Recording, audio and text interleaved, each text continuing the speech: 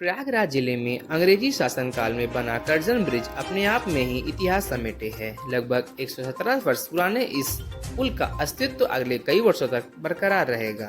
यह जल्द ही प्रयागराज के बेस्ट हेरिटेज प्लेस में बनेगा। पुल पर गंगा संग्रहालय बनेगा। इसे पर्यटन स्थल के रूप में विकसित किया जाएगा। इसके साथ ही रेलवे ने इस पुल को 8 करोड़ रुपए में पर्यटन विभाग को दे दिया है।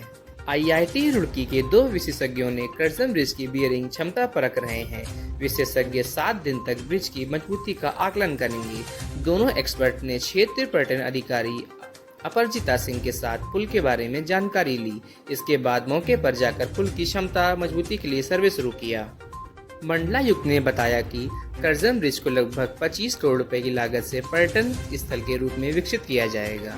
पुल पर गंगा संग्रहालय बनेगा, जिसमें गंगा के उद्गम स्थल गंगोत्री से लेकर गंगा सागर तक की यात्रा डिजिटल माध्यम से दर्शाया जाएगा।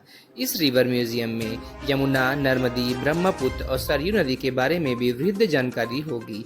इसके अलावा art gallery, open restaurant, selfie point से लेकर अन्य टूरिज्म पॉइंट विकसित किया जाएगा। यह कार्य महाकुंभ 2025 के पहले पूरा करने का लक्ष्य है।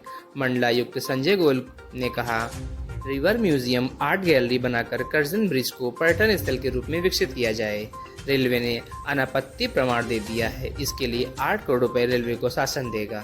117 वर्ष पुराने कर्जन ब्रिज पर म्यूजियम बनाने की तैयारी बहुत जोरों से है। गंगा पर बने ब्रिज पर म्यूजियम बनाने के लिए कमिश्नर ने कार्य योजना तैयार करने के लिए अधिकारियों को निर्देश दे दिया है। अगर कार्य योजना सफल रही तो गंगा पर जल्दी ही काम स्टार्ट हो जाएगा। पहले भी इस ब्रिज को पर्यटकों के लिए खोलने की मांग की गई थी, लेकिन सुरक्षा को देखते हुए इसे बंद रखा गया था। कमिश्नर संजय गोयल ने त्रिवेणी सभागार में शहर के चौतरफा विकास के सिटी डेवलपमेंट प्लान की बैठक में कर्जन ब्रिज पर वन रिवर म्यूजियम तैयार करने के लिए एक विस्तृत कार्य योजना तैयार करने को कहा गया है। इस पर अधिकारियों ने बताया कि इस पुल का निर्माण 1905 में किया था। तत्कालीन वायसराय लॉर्ड कर्जन के नाम पर इसका नामकरण हुआ था। बाद में इसका नाम मोतीलाल नेहरू ब्रिज रखा गया। करीब 2 किलोमीटर लंबा यह पुल ब्रिज गंगा को प्रयागराज से लखनऊ, प्रतापगढ़ और फैजाबाद से जोड़ता है। इसमें नीचे ट्रेन चलती थी और ऊपर सड़क मार्ग था। पुल जर्जर होने लगा तो इस बगल में 1988 में चंद्रशेखर आजाद सेतु बनाया गया और बड़े वाहन उससे गुजरने लगे। इसके अलावा ट्रेन के लिए दूसरा ब्रिज बनाया गया और फिर 1988 में इस पर ट्रेनों और वाहनों का आवागमन बंद कर दिया गया। तब से इसे धरोहर को पर्यटक स्थल बनाने की बात चल रही है। कमिश्नर ने कहा है कि उस पर म्यूजियम बनाने के लिए सभी एंजिल पर जांच कर लें। इसके अलावा भारद्वाज पार्क को भी विकसित करने को कहा। शहर के आध्यात्मिक, सांस्कृतिक एवं ऐतिहासिक विरासत को उजागर करने वाले प्रोजेक्ट पर विशेष ध्यान देते हुए एक विस्तृत कार्य योजना तैयार करना है। प्रयागराज से अयोध्या व लखनऊ रेल मार्ग पर गंगा नदी पर बने कर्जन पुल की आयु इस साल 117 वर्ष हो गई है। रेल यातायात के लिए यह पुल 15 जून सन 1905 में खोला गया था। तब इसे रेलखंड का संचालन अवध व रुहेलखंड रेलवे करती थी। इस पुल से सड़क यातायात 20 दिसंबर 1905 में शुरू हुआ था। वर्ष 1998 में इस पुल से सड़क और रेल यातायात बंद कर दिया गया। इसे टूरिस्ट स्पॉट के रूप में विकसित करने की योजना बनाई गई थी, लेकिन उस वक्त कुछ न किया जा सका था। सन 1899 से 1905 तक वायसराय रहे लॉर्ड कर्जन के नाम पर इस पुल का नामकरण कर्जन किया गया था। 1901 से इसके निर्माण को स्वीकृति मिली थी। जनवरी 1902 में इसका निर्माण कार्य शुरू हुआ। पुल को 61 मीटर लंबे गर्डर और 15 पिलर का प्रयोग किया गया है।